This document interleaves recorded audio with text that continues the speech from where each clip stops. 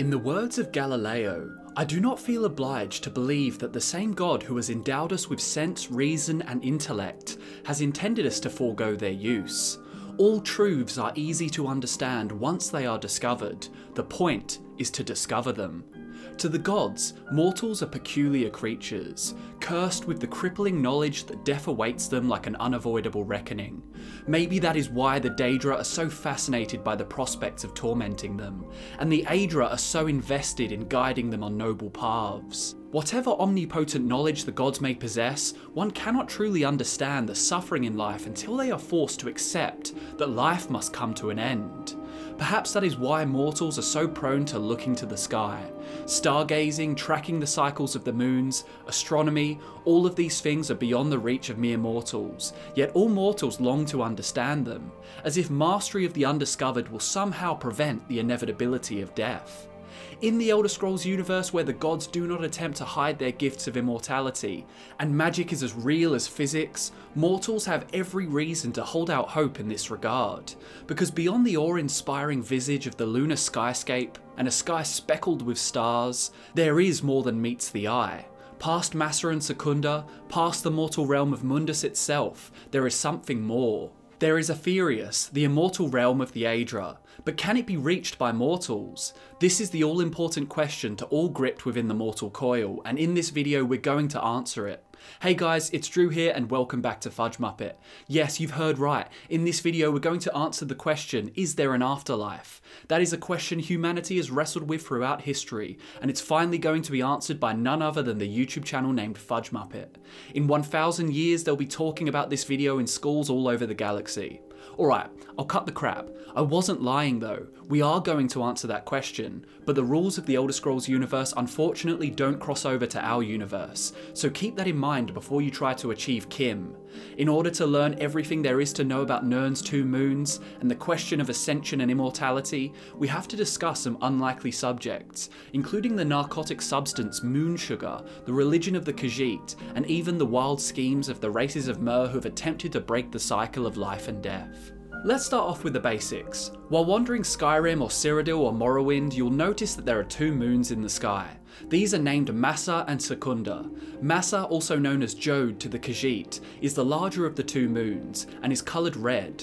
Secunda, known as Joan to the Khajiit, is the smaller of the two moons. It is silver in colour and it actually orbits Massa rather than Nirn itself. If you've been watching our content over the last few weeks, you'll know we've talked extensively about the creation of Mundus, but in case you're just joining us, I'll run over the basics. Lorkhan, the god of mortals, created Mundus. He did so with the help of the Aedra, failing to mention to those involved that they would lose a significant portion of their power in the process. As a punishment, Lorkhan's heart was ripped from his chest and fired across Tamriel, where it landed and caused Red Mountain to emerge from the sea. It is theorised that the two moons are his physical vessel torn asunder, two pieces of his body doomed to wander the skies of Mundus for all eternity.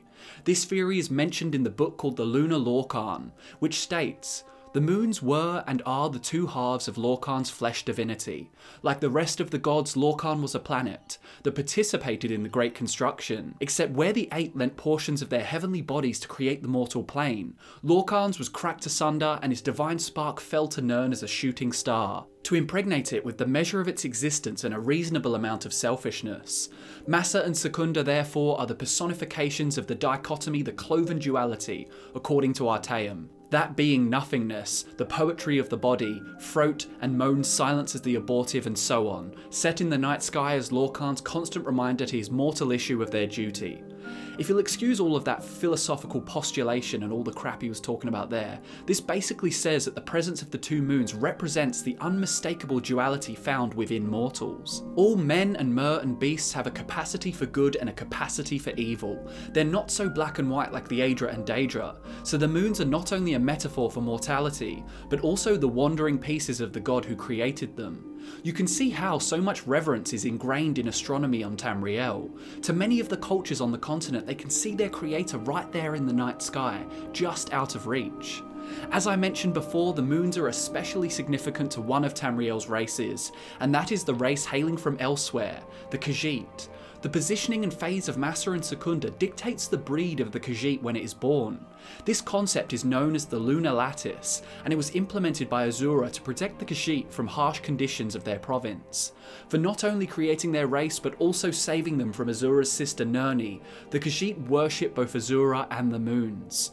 There are a total of 17 varying Khajiit breeds. The four main variants are large quadruped, large biped, small biped, and small quadruped. These variants are determined by the phase of Massa. Full moon means large quadruped, waxing moon means large biped, new moon is small biped, and waning moon is small quadruped. The phase of Secunda in relation to Massa is what creates the four sub-breeds within each main variant. So without getting bogged down on the details, you can see how travelling to elsewhere would be intriguing. We only come into contact with one type of Khajiit, and that is the Cathay breed, born under the waxing Massa and full Secunda. But there are 15 other known breeds we are yet to see. Well, technically 16 others, as I did say there were a total of 17 breeds, but the last breed abides by slightly different rules. This breed is not dictated by the phases of Massa and Secunda, but rather their alignment with an unknown third moon. But wait, if there were a third moon orbiting Nirn, wouldn't we be able to see it clearly in the sky? Well, the creation of this 17th breed is not so simple as just being born that way. A Khajiit cannot simply identify as this breed, for it comes about in rather divine circumstances.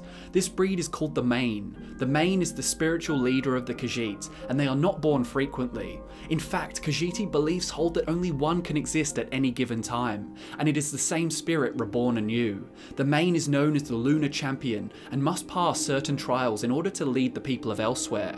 The prospective Main must follow the path of Jode, and this can only be done under the influence of moon sugar vapours. These vapours guide the Lunar Champion through an ethereal aspect of Massa, the demi-plane of Jode, which shapes itself to show visions of the future to those who walk along the path.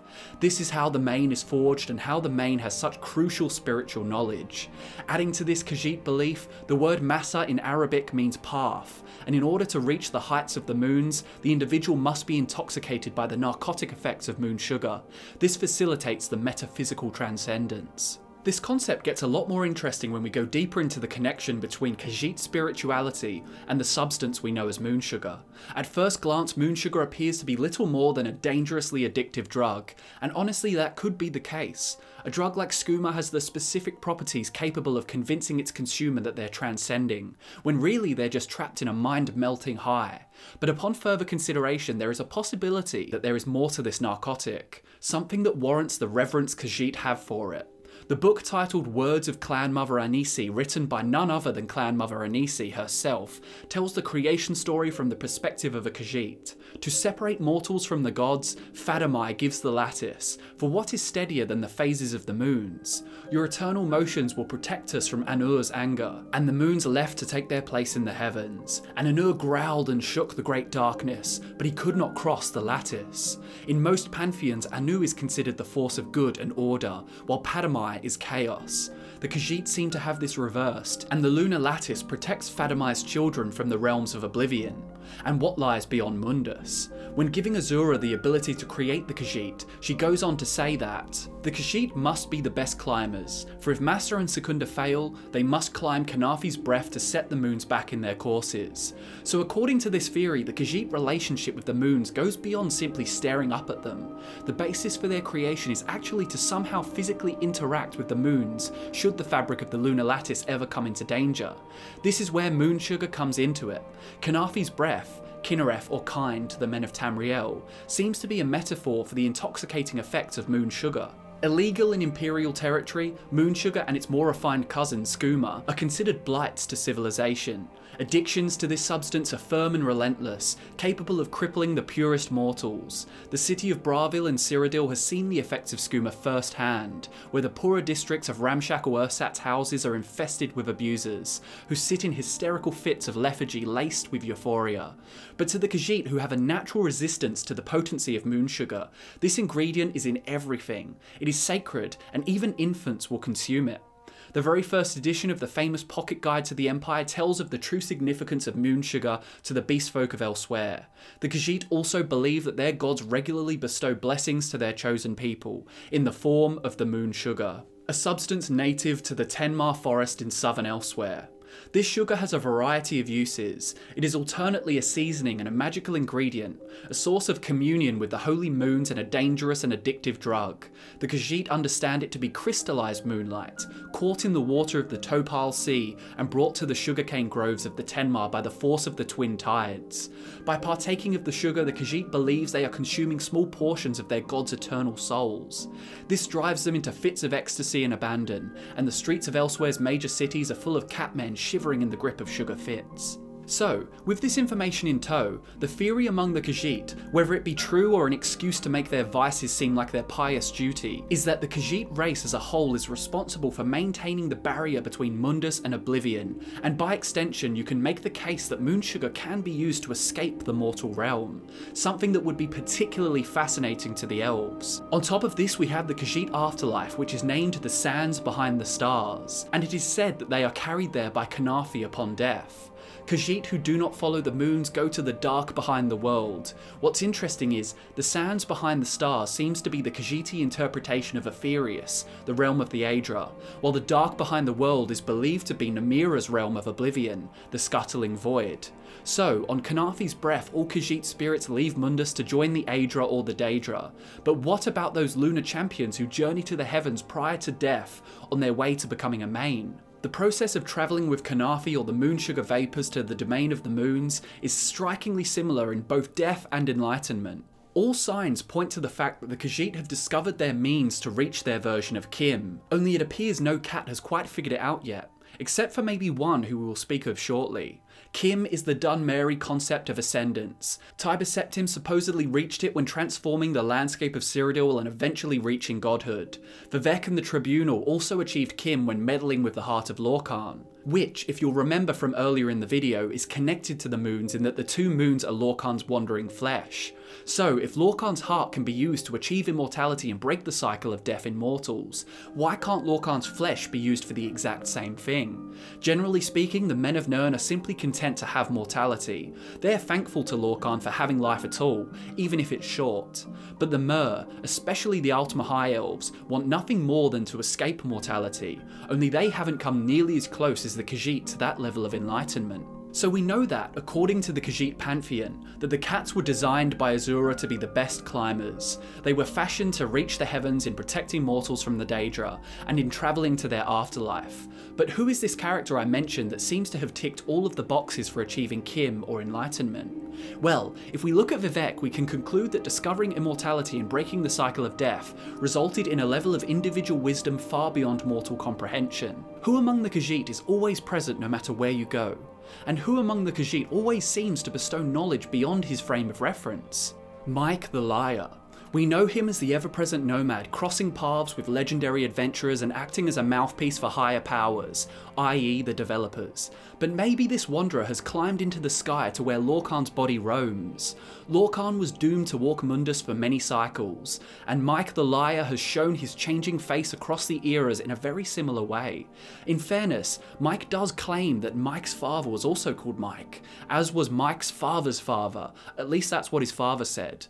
But who's to say that's not a lie? Either a lie conjured by him or by his so-called father. A version of Mike has been seen in the Second Era, throughout the Third Era, and the modern-day Fourth Era, yet the Mike present in Skyrim appears to possess knowledge that only his ancestors would have. Like his quest for Calipers. Morrowind Mike was obsessed with Calipers too. If Mike was lying about his father, and it is in fact one Mike wandering Tamriel, he would be nearly 1,000 years old, possibly much older if you believe the fact that he may have been around when the dragons first ruled Skyrim. Maybe Mike did learn just about everything he knows from his father. Maybe he does just wander because he fancies it. But maybe he consumed so much moon sugar one day that he made the climb out of the mortal realm and lived to tell the tale eternally. Kim, the word we hear associated with transcendence, in the language of the original spirits, translates to starlight or high splendour. Just imagine, Vivek ascended and became the God King of the Dunmer. Tiber Septim ascended and united Tamriel under his rule. And here's Mike, who ascended on a euphoric narcotic high, only to wander the world forever, immortal and all-knowing like the creator of the realm Lorkhan himself. He doesn't change the world, he just walks here and there confusing travellers and going completely unnoticed as the whole world changes around him. And there you have it, guys. Do drugs, become immortal, and you too can discover the meaning of life and become a god. Please do not try that at home. It seems that, at least in the Elder Scrolls universe, the mortal affinity for astronomy and a harmony for wondering what lies beyond the stars is wholly justified. Gaze long enough and any mortal can ascend. I hope you enjoyed the full story of the moons and the mysterious ingredient called moon sugar. Thanks so much for watching, guys. My name is Drew, and I will see you next time.